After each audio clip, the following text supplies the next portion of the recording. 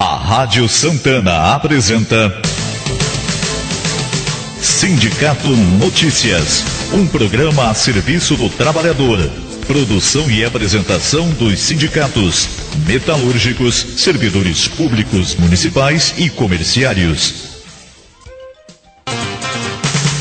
Sindicato Notícias, um programa a serviço do trabalhador.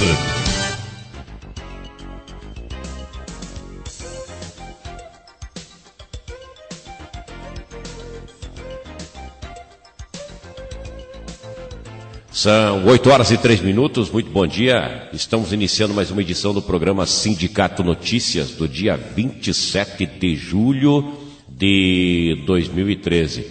A produção do programa foi da Luiz e com a apresentação hoje comigo, Leovanir Martins, o Roberto Ferenzovics, com a participação do Adriano Malaquias.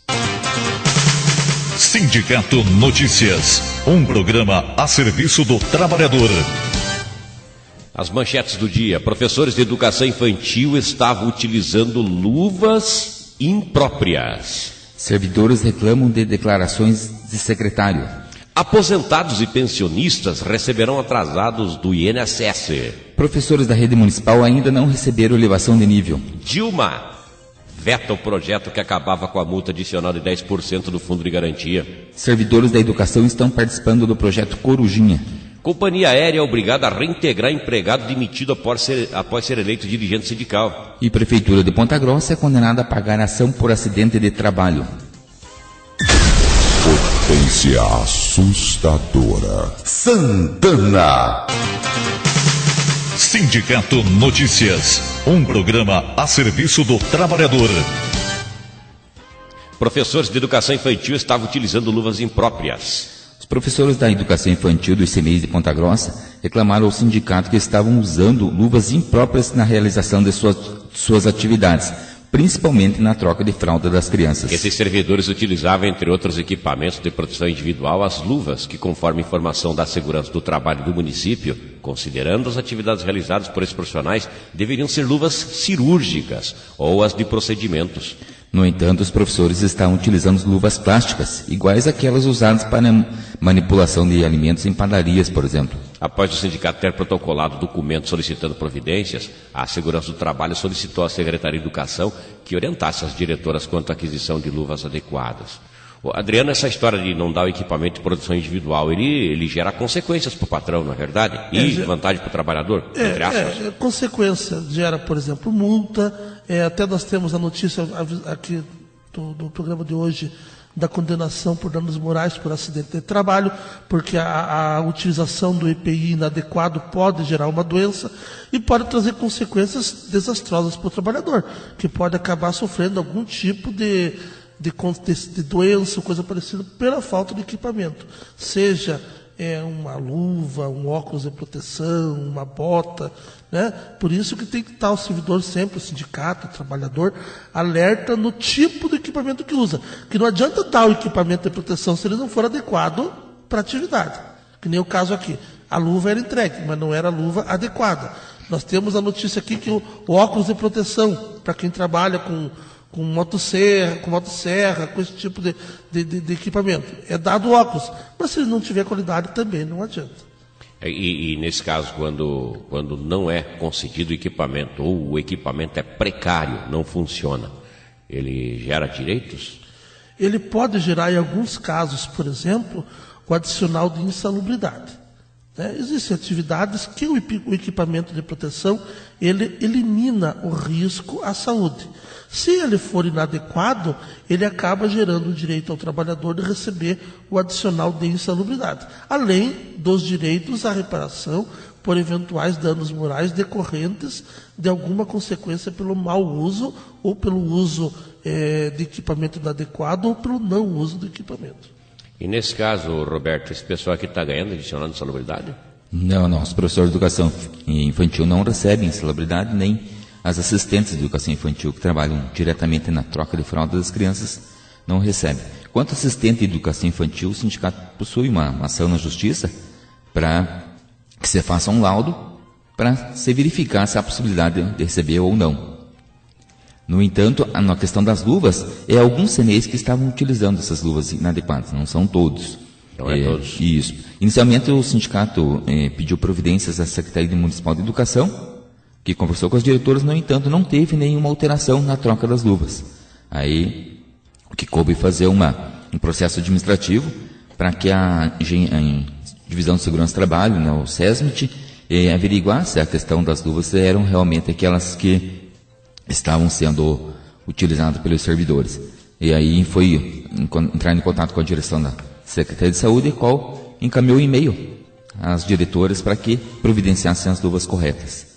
Então, agora, alguns meses a gente já teve notícia de que foi substituída com as luvas plásticas, porque a reclamação dos professores que a luva plástica, além dela não aderir à mão para troca da fralda, o que dificulta o trabalho, também elas não têm resistência.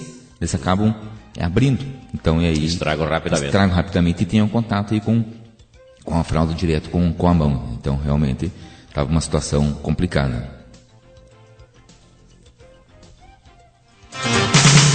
Sindicato Notícias, um programa a serviço do trabalhador. Aposentados e pensionistas receberão atrasados do INSS. Mais de 63 mil segurados, entre aposentados e pensionistas do INSS, receberão atrasados a partir do dia 12 de agosto. O Conselho da Justiça Federal liberou esse mês o valor para os tribunais regionais federais pagarem as ações com atrasados de até 40.680, ou seja, 60 salários mínimos deste ano. Do total de valores liberados, quase 477 milhões e meio de reais correspondem a processos previdenciários, como revisão de aposentadoria, pensões e outros benefícios, que somam mais de 56 mil ações no país. Receberão neste lote de pagamento os segurados que tiveram os valores atrasados liberados pela Justiça no mês de junho. Somente depois da conclusão da ação contra o INSS e quando não houver mais possibilidade de recursos, é que o segurado pode entrar em um lote de pagamentos atrasados. A ação termina depois quando ela passa por uma etapa chamada trânsito em julgado. Notícia boa para o pessoal que tem pendência com o INSS. Aliás, muitas ações contra a Previdência Social, elas são julgadas na Justiça Federal, na verdade, Adriano?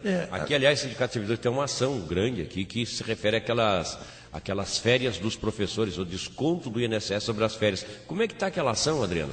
Aquelas ações, elas estão sobrestadas. O que é sobrestadas? Eu já ia explicar o que é o termo sobrestadas. É bonito. O Superior Tribunal de Justiça, o STJ, ele ainda não tem um posicionamento final a respeito de ser devido ou não ser devido.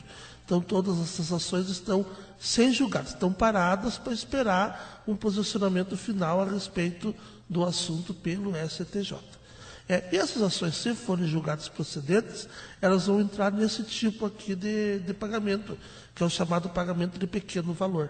Até 40 salários mínimos? No caso da União, sim, né? Até 60 salários mínimos. A União é 60? A União é 60. No caso dos municípios e dos estados que variam isso daí.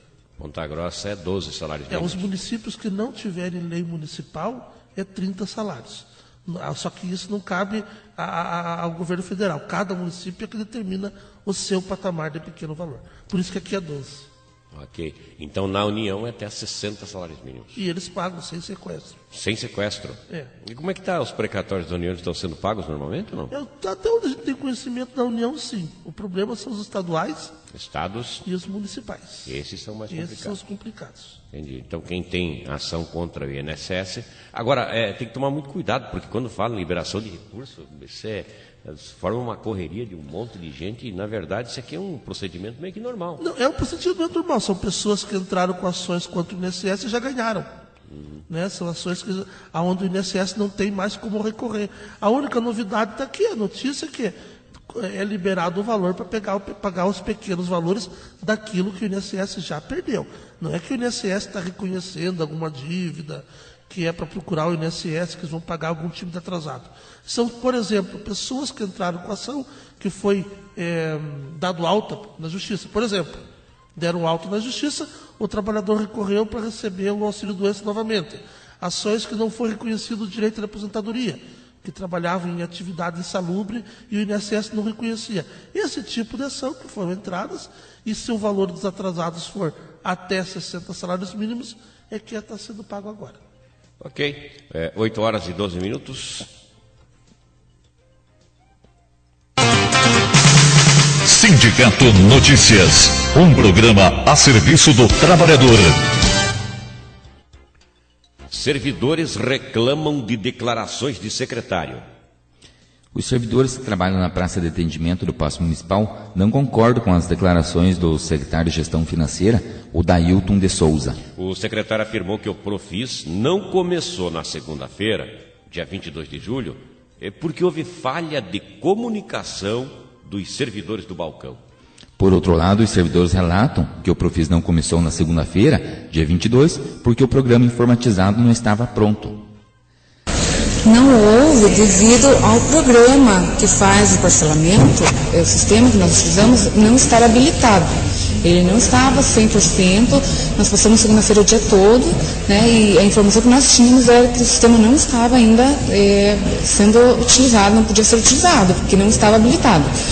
Na terça pela manhã ele ainda não estava 100% habilitado. Nós conseguimos fazer todos os tipos de parcelamento dentro do Profis a partir de terça-feira ao meio-dia. Durante o período da manhã era possível parcelar somente o IPTU. Os demais tributos, como Alvará e ISS, foram habilitados no sistema informatizado apenas durante a tarde de terça-feira. A pedido dos servidores, o sindicato vai encaminhar um documento à administração solicitando que seja feita uma correção, admitindo a verdadeira causa do não funcionamento do Profis, ou seja, que o sistema de informática não estava totalmente preparado para o atendimento. Os servidores entendem que, de forma como foi colocado publicamente na imprensa, a responsabilidade foi dos servidores que falharam na comunicação, abrindo margem para uma série de interpretações maldosas por parte da população. Aqui é velha desculpa, né? O cidadão foi lá para tentar participar, para tentar pagar a conta através do Profis, não estava funcionando o programa e a primeira desculpa que o secretário sacou foi essa de jogar nas costas do servidor. Mas na realidade o problema era de informática, né? Aliás, pelas informações que nós temos dos trabalhadores, sempre que se faz esses programas de Profis, Refis ou qualquer coisa que fiz aí, né? Qualquer FIS da vida, há um período de adaptação do sistema. Não é novidade isso. Então, me parece que aí o que houve foi uma precipitação do secretário, né? Na verdade, quando foi anunciado a implementação do programa a partir do dia 22, ele não poderia, na verdade, ter iniciado no dia 22. O município tinha que ter primeiro verificado se o sistema de informática estava preparado, se estava tudo ok para iniciar os procedimentos, para depois anunciar para a população e até a prefeitura também, porque além dos servidores sofrerem com isso de não poder atender o contribuinte que está aguardando, a própria população, né, se desloca até a prefeitura para fazer o pagamento, já vai preparado para fazer o pagamento e acaba não sendo atendido. Então isso causa realmente um transtorno. Isso realmente é comum. Eu trabalhei nesse setor lá da prefeitura, na praça de atendimento, e quando tem esses programas ou algum pagamento que é novo, ele realmente acontece. Ou algum programa de informática não está 100% habilitado e acaba não implementando o programa. Nesse caso aqui, a gente encaminhou o documento para a Secretaria de Gestão Financeira e tentou entrar em contato com o secretário para pegar a versão dele, né, quanto à questão do não funcionamento. Ele não pôde conversar conosco, mas enviou um documento no qual ele confirma que os servidores da praça de atendimento estão empenhados no programa e que realmente trabalharam de forma correta. E outro problema também aí outro aspecto a ser abordado é que a praça de atendimento é vinculada a uma secretaria, a cobrança de imposto é vinculada a outra, e às vezes os secretários, ainda que estejam agora com 6 meses de administração, me parece que nem todos conhecem detalhadamente como funciona, especialmente esses sistemas informatizados, né? E aí eles pensam às vezes que a aprovação pura e simples de uma lei seja suficiente para que ela automaticamente adote todas as medidas necessárias para que a coisa funcione. E às vezes não é bem assim, né? Há necessidade de fazer as adaptações necessárias para que o cidadão seja bem atendido, né? Que ele vá lá e tenha uma recepção dentro da expectativa, que era de pagar a conta, né? Então, falhou e o secretário, me parece que através do documento, reconhece que os trabalhadores da praça estão trabalhando e cumprindo com sua obrigação. Se alguém falhou, pode ser até que seja algum outro setor, mas menos os trabalhadores da praça. 8h17. Sindicato Notícias, um programa a serviço do trabalhador. Professores ainda não receberam elevação de nível. Os professores que protocolaram certificados para a progressão de nível na tabela salarial ainda não receberam os valores referentes a essa elevação. De acordo com a secretária de Educação, esses valores não foram pagos porque o município está extrapolando o limite prudencial devido às horas extras dos professores. A secretária diz que vai pagar os valores apenas depois do mês de agosto, quando a hora extra da folha de pagamento diminuir por conta da contratação de professores que foram aprovados no concurso Público 02 de 2013. A elevação de nível mediante a apresentação de titulação ou de habilitação do professor está prevista na Lei Municipal 10.375 e o professor deve protocolar seu certificado até o dia 1º de maio de cada ano. Adriano, essa história de elevação de nível por merecimento ou por maior habilitação é um assunto que já foi discutido na Justiça, foi discutido com o governo passado e acabou voltando, uma coisa que não era esperado. Veja, interessante que mudou a secretária, mudou o governo, mudou a secretária, a desculpa permanece exatamente a mesma. E a Justiça já diz que essa desculpa não tem valor. Só para explicar aqui o seguinte, quando o município extrapola o chamado limite prudencial, ou seja, quando ele está gastando mais do que a lei considera prudente, não pode elevar despesas. No entanto, quando se trata de despesa prevista na lei, não se aplica esta proibição. Ou seja, os professores têm direito assegurado a ser elevado o nível salarial. Não interessa se o limite prudencial esteja ou não esteja extrapolado. Então dizer que tem que parar, tem que economizar, até tem que economizar, tem que cortar as despesas que forem desnecessárias. Só que isso não justifica o descumprimento da lei. Interessante, como a gente já falou, que isso já foi discutido no outro governo também, o município já foi condenado a pagar, tem ainda alguns precatórios a ser pagos.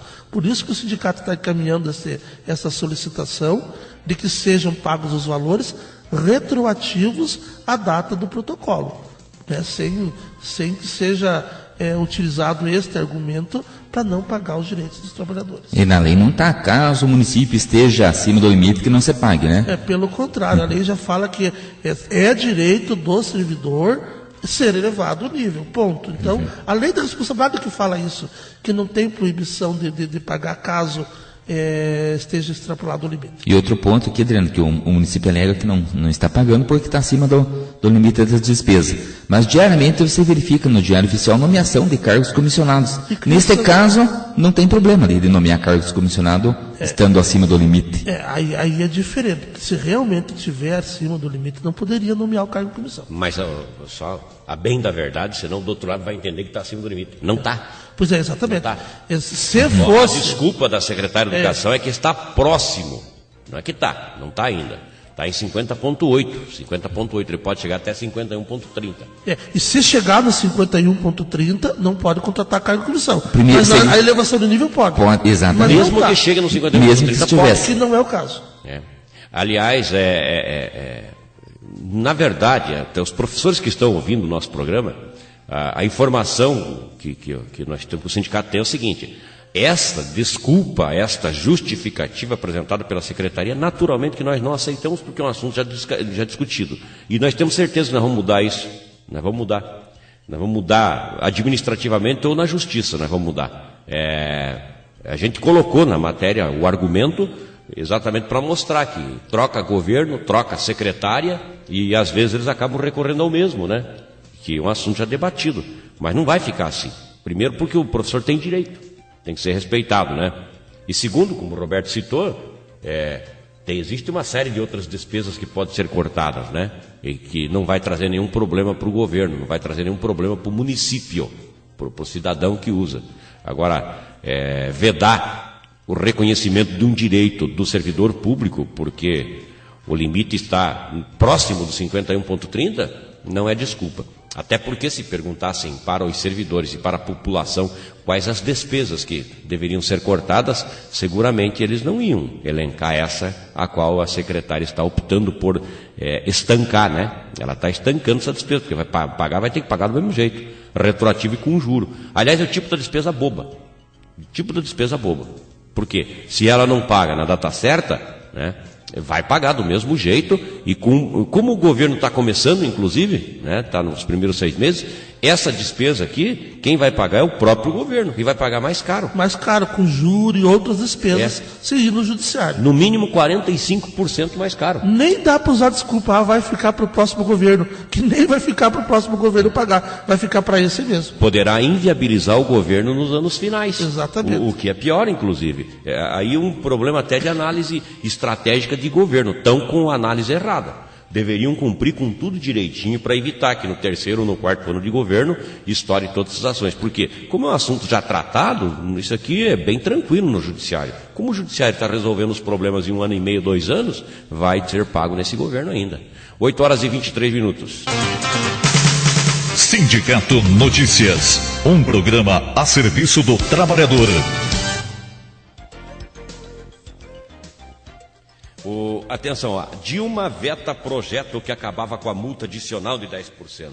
A presidente Dilma Rousseff vetou integralmente o projeto aprovado pelo Congresso que acabava com a multa adicional de 10% do FGTS, paga pelos empregadores em caso de demissão sem justa causa. O veto foi publicado na edição desta quinta-feira, dia 25, no Diário Oficial da União. A multa extra havia sido derrubada no Congresso no início deste mês, em meio a uma forte pressão de empresários. A aprovação do projeto impôs uma derrota ao governo, que não estava disposto a abrir mão da receita de cerca de 3 bilhões anuais gerados pela taxa. Os empregadores já são obrigados a pagar multa de 40% sobre o saldo do FGTS aos trabalhadores em caso de demissão sem justa causa. A taxa adicional de 10% foi criada em 2001 para ajudar a cobrir uma dívida bilionária do Fundo de Garantia junto aos trabalhadores lesados nos planos Collor e Verão. Segundo cálculos da Confederação Nacional da Indústria, as contas foram reequilibradas em julho de 2012 e as parcelas recolhidas indevidamente desde então já somam mais de 2 bilhões e 700 milhões de reais. O projeto extinguiria a multa a partir de junho deste ano. Na votação final, o projeto na Câmara, PT, PCdoB e PSOL votaram pela derrubada do texto. O projeto foi aprovado com 315 votos favoráveis e 95 contrários e uma abstenção. Agora, a gente lê o texto, pode ser que até que o trabalhador não consiga entender o direito 10%, mas importante, 10% nunca ia para o trabalhador. Quando o trabalhador é mandado embora, os companheiros que nos ouvem sabem disso, o empregador paga uma multa de 40% do fundo de garantia, que vai para o trabalhador. Além desse 40% que vai para o trabalhador, o empregador paga mais 10%, que fica lá com a Caixa Econômica, que administra o fundo de garantia. Esse 10% era justamente para poder pagar os valores que a Caixa deixou de pagar para os trabalhadores lá nos anos de 91, 95, né? Esses valores foram pagos não com o valor da Caixa, e sim com esses valores dessas multas de 10%. Então, esse 10% não ia para o trabalhador. Então, essa lei não ia para acabar nenhum direito do trabalhador. Simplesmente ia diminuir uma despesa do empregador. E como até você, Levanir, já comentou isso lá no sábado passado, que nós fizemos o programa, é uma despesa que o empregador tem, que ele poderia, eventualmente, pagar mais salários para os seus empregados, e ele coloca isso no custo da mão de obra, que é dinheiro que vai para o governo federal, que não quer abrir mão disso, né? Agora, a Adriana tem um outro caso de diferença de fundo de garantia, que inclusive as centrais sindicais estão entrando com ação agora, nesse momento. Mas essa diferença que está se discutindo agora é outra coisa. É outra coisa. Não. Esses planos econômicos aqui, inclusive, foi criada essa multa de 10%, porque o Supremo Tribunal Federal, já há anos atrás, pacificou de que era devido. Não é por causa disso aí. Não tem nada a ver uma coisa com outra. Essas ações que as centrais sindicais estão entrando, inclusive nós também lá no escritório, na assessoria jurídica do sindicato, também estamos estudando isso, é outro assunto. Vamos entrar com a ação. Exatamente. Mas não diz respeito a isso. Mas é a diferença entre o valor aplicado de correção e o que deveria ser. E o que deveria ser, dos anos recentes. Dos anos recentes. Parece que é de 2009 para cá. Eu não me lembro exatamente, mas é agora bem recente. Ah, tá. Mas não tem nada a ver com esse 10%. Esse 10% é para pagar aqueles do plano Collor e plano Verão. Aliás, essas diferenças, os trabalhadores que aguardem, que o Sindicato de Servidores vai fazer um trabalho de esclarecimento e depois de orientação para que possamos entrar com ação aqui em nome dos servidores de Ponta Grossa, né? e que nós vamos pedir essa diferença que está sendo reivindicada a nível nacional para todos os trabalhadores. Agora, também interessante uma coisa, Levanir, é o seguinte: os servidores de Ponta Grossa têm uma característica um pouco diferente, que muitos deles não tinham depósito no fundo de garantia. Né? Esses valores que estão sendo cobrados agora são valores que a Caixa Econômica corrigiu nos valores depositados no fundo de garantia abaixo do que era devido. Tá. Muitos servidores entraram com ação para poder receber o fundo de garantia. Ou seja, quando foi depositado o fundo de garantia desses servidores, já foi aplicado um juro diferenciado, que é o juro da Justiça do Trabalho. Então vai ter casos e Vai casos. ter casos e casos. Então pode ser que realmente... Quem estava com o saldo completo, é uma pode coisa. ser que tenha ficado diferença. Quem não estava, pode ser que não tenha, que já até recebeu um pouco a mais por conta do juro da Justiça do Trabalho ser um pouco maior que o juro do Fundo de Garantia. Que é 0,5% Ao mês, exatamente. Ao mês dá 6% ao ano. Isso. E o Fundo de Garantia era 3% ao ano. A diferença é essa, 3 e 6. Só que daí o 3% mais a correção monetária, e essa correção monetária que está dando problema nas contas de quem tem. Então é um assunto um pouco complexo para a gente estudar isso também. Vai ter que pegar caso a caso. Exatamente. Alguns terão direito. Exatamente. Alguns terão direito. Aqueles que tiverem exatamente aquele período, se não me falha a memória, de 2009 até 2012, se não me engano. Então, se nesse período você teve os depósitos feitos por determinação judicial, fatalmente o teu juro é maior do que quem tinha o dinheiro depositado lá. Por isso nós sempre falamos, a conta que o governo faz, né? Ele atrasa o recolhimento do fundo de garantia, ele paga mais caro. Paga mais caro. Porque além disso tem as outras despesas do processo. Perfeito. Sempre sai mais caro. São 8h29. Sindicato Notícias, um programa a serviço do trabalhador.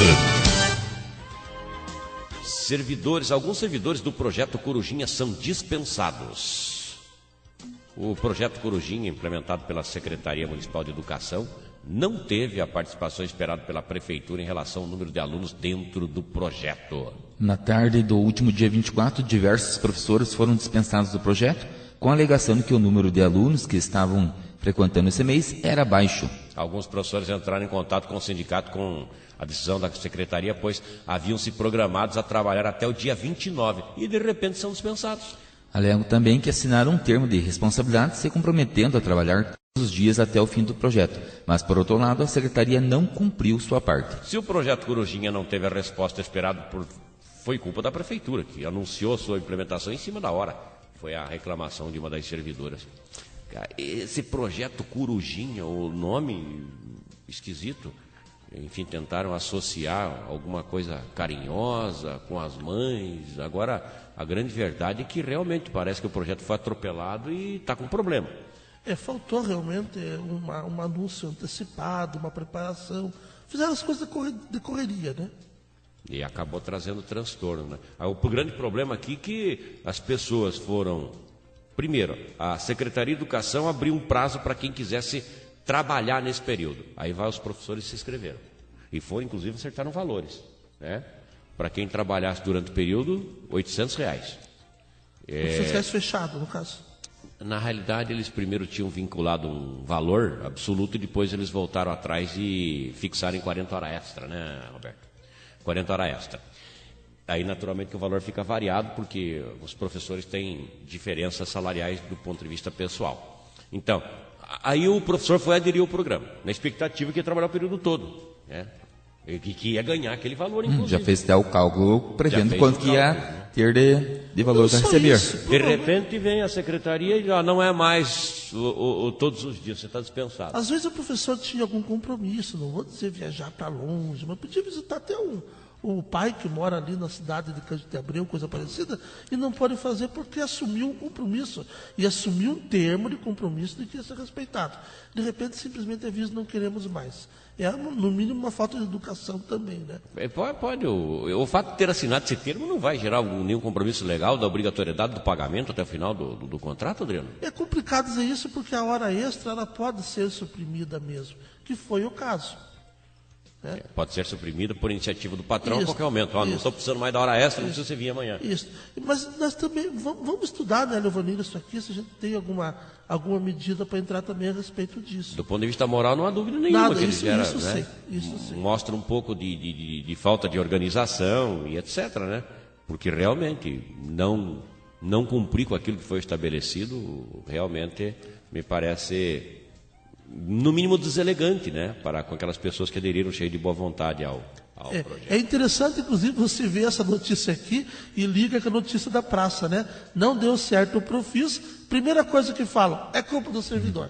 Agora faz o projeto Corujinha, cria em cima da hora, aí não dá certo também, e quem paga acaba sendo o servidor que não tem respeitado aquele compromisso firmado. Está na hora de tomar mais cuidado quando falarem as coisas e quando assumirem o compromisso. Por questão de programação, acaba sobrando para os servidores, né? Pois é. E até alguns servidores nos relataram que o número realmente de crianças que estavam no programa era pequeno. Claro que tem a questão do frio e da chuva também, mas o problema maior foi que, como foi avisado muito em cima da hora para a comunidade, muitos pais já tinham se programado de deixar o filho com a avó, com o tio, enfim, com algum membro da família e não quis levar para o CEMEI. Então, se talvez fizesse uma divulgação melhor, com um tempo maior para adesão da comunidade, poderia ter dado mais certo o programa, né? Teoria e prática. O velho problema do Brasil, né? Teoria e prática. Pensa ser uma coisa, na hora de fazer, dá uma diferença grande. Agora, um outro problema também que eu vejo desse programa, Adriano e Roberto, não só desse, mas diversos programas do poder público, é o exagero que você faz na propaganda em relação àquilo que é praticado e da própria viabilidade e o custo, propriamente dito, né? Porque um programa desse não custou pouca coisa para eles colocarem em prática, porque além da questão de remuneração do servidor, tem toda aquela parafernália que se mobiliza, e marketing, e avisos, e comunicação, enfim, é bem oneroso para o município. A implementação desse programa feito de maneira atropelada significa dinheiro jogado fora, não é verdade? Dinheiro e energia, né? Dinheiro, energia, frustração. Todo mundo que vai para o programa, quando ele passa muito longe daquilo que era esperado, né? Tudo que é coisa que você vai fazer, nem sempre ela vai sair. Ou seja, eu acho que é muito raro que você planeje e consiga fazer 100% de tudo que foi planejado. Mas tem que chegar próximo. Mas tem que chegar próximo, 70%, 80%, 90%. Quando você vai fazer alguma coisa onde o índice de satisfação fica abaixo de 40%, dá dano moral, inclusive, para quem pensou o programa, né? Se é que pensou com seriedade, né? Às vezes o objetivo é outro, mas a realidade é essa, né? Não deu certo, pelo menos nesse primeiro momento. É o que dizem os professores, esses que foram, inclusive, agora avisados de que não precisam ir mais no projeto Corujinha, porque não tem aluno para eles atender. Eita, Brasil. 8h35.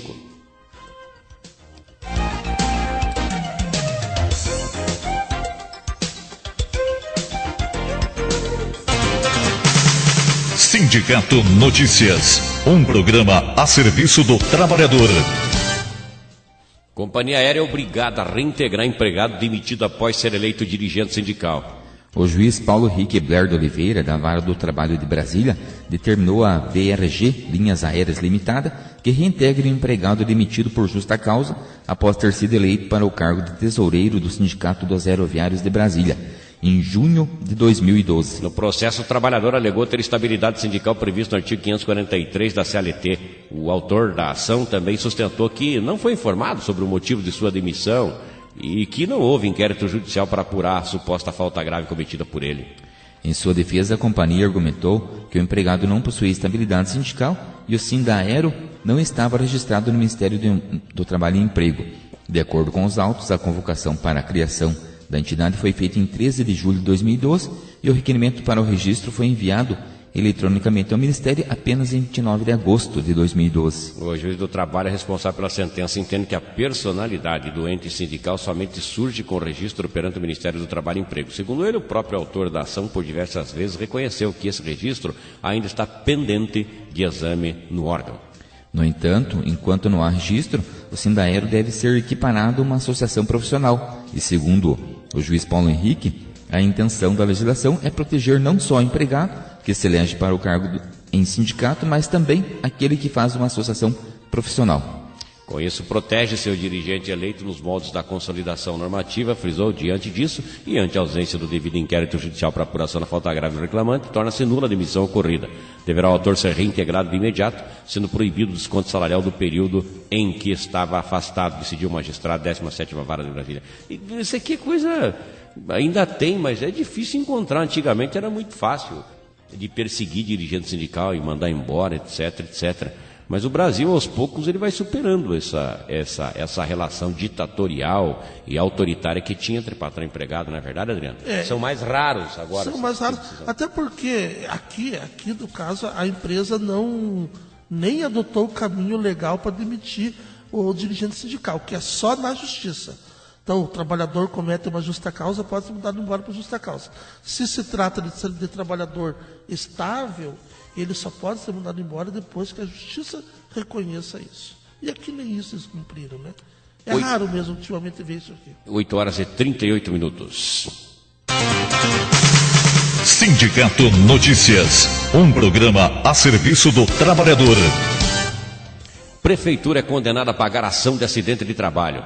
Um servidor do Parque de Máquinas ganhou ação, que entrou através do sindicato, contra a Prefeitura Municipal de Ponta Grossa, referente a um acidente de trabalho. O servidor trabalhava com uma roçadeira e um pedaço de metal entrou em seu olho. Após o acidente, o servidor procurou a segurança do trabalho do município para realizar uma CAT, comunicação de acidente de trabalho. O servidor relatou ao sindicato que o engenheiro do trabalho tinha se negado a emitir a CAT, porque a comunicação não tinha sido imediatamente após o acidente. Além disso, os óculos, equipamento de proteção fornecido pela Prefeitura, apresentavam apenas proteção lateral, o que facilitou a entrada do objeto no olho do servidor. A Justiça determinou que a Prefeitura emitisse a CAT e também condenou a pagar ao servidor indenização por danos morais e materiais, referente aos custos com consultas do médico oftalmologista, para que o objeto metálico fosse retirado do olho do trabalhador. Eu até lembro desse caso aqui. Eu não sei se o problema é de interpretação da lei ou de falta de boa vontade, mas em alguns momentos a gente vê as pessoas se negarem a fazer o preenchimento da CAT, alegando que tem um decreto do município que fixa prazo para poder fazer a CAT. E fora desse prazo, o INSS também dá um prazo, e fora do prazo tem multa. Só que nesse caso aqui, interessante é o seguinte, o acidente ocorreu, o trabalhador comunicou ao seu chefe na mesma hora. O chefe dele também, não é culpa do chefe dele, até por falta de treinamento, não sabia que medida que tinha que tomar. E acabaram demorando uns 2 dias para procurar o órgão responsável. Embora o servidor procurou a chefia imediatamente. E o engenheiro de segurança, com base nesse decreto, disse, não vamos emitir a CAT mais. Simplesmente isso, embora a lei exija, não ia mais emitir a CAT. Daí a justiça diz que tem que emitir a CAT, sim, tem que pagar as despesas que ele teve. Graças a Deus até ele não teve consequências mais severas, não perdeu a visão, como nós já tivemos alguns companheiros que perderam. Tivemos alguns que nós acompanhamos esses casos. Ele não perdeu, né, mas foi condenado a si mesmo pelos danos morais, não só pela demora para encher a CAT, não só pela recusa, mas também para péssimas condições do IPI. É o caso do IPI mal feito. Né? O IPI, a justiça entendeu que o IPI não era adequado. Problema na qualidade do equipamento de proteção. Exatamente. Aliás, aí uma instrução, inclusive. O equipamento de proteção individual ele deve ter qualidade. Se não tiver qualidade, é a mesma coisa que não ter. Às vezes até pior, né? Então é importante que quando forem adquirir os equipamentos de proteção individual, que procurem buscar aquele que realmente proteja. Porque se for um faz de conta, né, você pode induzir o trabalhador ao equívoco, o patrão pensar que está protegendo e no final das contas vai ter que acabar pagando, adicionando salubridade. Se tiver acidente, vai ser condenado porque o equipamento não seguia as regras da segurança e medicina do trabalho. É melhor fazer bem feito. E até com uma orientação, quando o trabalhador receber algum IPI, na hora da utilização, que ele verificar que não seja adequado ou que não o proteja, que ele reclame para o chefe ou procura até o sindicato para verificar se aquele equipamento vai, de fato, o proteger. Ok, 8h41. Sindicato em ação. O que aconteceu e o que acontece na semana. Em reunião agora no dia 1º de agosto, Levando na quinta-feira, servidores da saúde estarão reunidos no sindicato para elaborar uma pauta de reivindicação para a gente apresentar aí à Secretaria de Saúde e ao governo municipal. Está reunião de quem? Dos servidores da saúde, eles são qual cargo? Técnicos de enfermagem, os técnicos em saúde bucal, auxiliar em saúde bucal, administrativos. Equiparação de nível salarial, é isso? Dentro dos assuntos é equiparação salarial, mas de trabalho são outros todo. Assuntos também, não somente questão salarial. Tem cadeira de dentista que derruba o servidor, se o servidor vai tirar um cochilo na cadeira, pode ou não? Não, aí já não pode. Não Nesse pode? caso, está fora da pauta. Está fora da pauta? Está fora da pauta. Então isso não é condição de trabalho. Isso não. Sabe que tem durante o intervalo as pessoas se utilizam deste procedimento. Então tem que regulamentar também, normatizar para evitar problemas futuros. Não foi apresentado na pauta. Essa reivindicação até agora não chegou. Não chegou? Vamos ver no dia da audiência, pode aparecer. Nos locais de trabalho eu já ouvi isso, né, para que seja regulamentado o horário de descanso dos servidores utilizando a cadeira do dentista. Pode ou não? Vai ser tem que tratado. comprar a cadeira do papai, no caso. Vai ser tratado. Vamos aqui direto para as perguntas, temos algumas interessantes aqui. Ó. Sou técnico de enfermagem, entrei na prefeitura em 2006, eu tenho direito a abono PASEP? Para ter direito ao abono, duas condições. Em primeiro lugar, tem que estar registrado há 5 anos no PIS. Né? Se ele entrou em 2006, 7, 8, 9, 10, 11, 12, 13, ele já tem os 5 anos. Essa é a primeira condição. A segunda condição, no ano anterior, tem que ter recebido, em média, no máximo 2 salários mínimos. Somando tudo que ele recebeu, salário, hora extra, adicional de salubridade, não pode, na média, passar mais de 2 salários. Ok. E tem que ter trabalhado pelo menos 30 dias no ano anterior. Porque às vezes o servidor entra em auxílio-doença, não trabalhou em 2012, não terá direito. No mínimo um mês, com média de 2 salários e 5 anos de registro. Outra pergunta que preciso cuidar do meu dependente que está com problemas de saúde. Posso conseguir dispensa do trabalho para cuidar dele em casa? Na verdade, existe uma lei municipal que autoriza a diminuição da carga salarial, desde que comprovadamente o filho, ou a mãe, ou o pai dependa desta... Mas é no caso de portador de necessidade especial. Exatamente. Agora, doença são aqueles 2 dias que a lei municipal prevê somente. Só os 2 dias, exatamente. 2 dias ou mensais. 4 dias onde requer a internação. Só nesses casos, exatamente. Então não tem. Não tem. Objetivamente a pergunta é assim. É que o problema de saúde é tão amplo, né? É. Um problema de necessidade especial é um problema de saúde. Então, se for um problema de saúde relacionado à necessidade especial, a pessoa que permanentemente não pode se locomover, é o caso da redução. Se for um outro problema de saúde, 2 dias apenas. Sou professor e fui convocada para assumir como professor de educação infantil. Sou professor, mas ainda não possuo licenciatura plena. Nesse caso, eu posso utilizar um diploma de ensino à distância na área de pedagogia? Parece que a pergunta está um pouco equivocada, porque o ensino à distância na área de pedagogia dá licenciatura plena. Ela pode, se normal. Porque o fato de ser à distância não quer dizer nada, a não ser que esse diploma não seja de licenciatura plena. Mas pedagogia é licenciatura plena. Então, se ela tem formação em pedagogia, não interessa se é à distância ou presencial. Ou será que ela está estudando, ainda não possua licenciatura plena? Pois é, se ela não é formada ainda, daí ela não pode, porque a lei municipal exige realmente que tenha licenciatura plena. Ok. Não pode ter somente o magistério. Não. E nem aquela antiga licenciatura curta que não existe mais. Então, encerramos o programa de hoje, dia 27 de julho de 2013. Nós vamos mandar um abraço, Leandro, para o Erasmo, lá da 31 de março, que trabalha na unidade Lubomir. Isso, o acesso lá, nosso amigo, e sempre está nos ouvindo. O Erasmo, ele tem uma característica especial, é flamenguista. Flamenguista? Isso, caboclo muito especial. Então legal. O abraço também para o pessoal do Parque de Máquinas, né, que acompanha nosso programa. Um bom final de semana a todos. Um abraço especial dessa vez aqui vai para minha comadre Carmen, que está ouvindo o programa. A Carmen. E o meu afilhado Samuel, que também está ouvindo o programa nosso aqui. Samuel está também ouvindo o programa. É afilhado? É meu afilhado. Ah, tá. Seria interessante você mandar vai dar algum presentinho para ele ou não? Eu já volto e meio dou presente para ele. Ah, que bom. Está convidado para ir no shopping hoje, viu, Samuel? São 8h46, um abraço a todos. Minha esposa deve estar acompanhando o programa. Um abraço para a Paula, que deve estar cuidando das atividades de final de semana, né? Que pode ser passeio, que pode ser trabalho, como pode ser qualquer coisa. Mas ela está cuidando das atividades de final de semana. Um abraço a ela e até o próximo sábado, se Deus quiser, quando aqui estaremos com o Sindicato Notícias. A Rádio Santana apresentou Sindicato Notícias.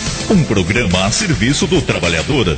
Produção e apresentação dos sindicatos metalúrgicos, servidores públicos municipais e comerciários.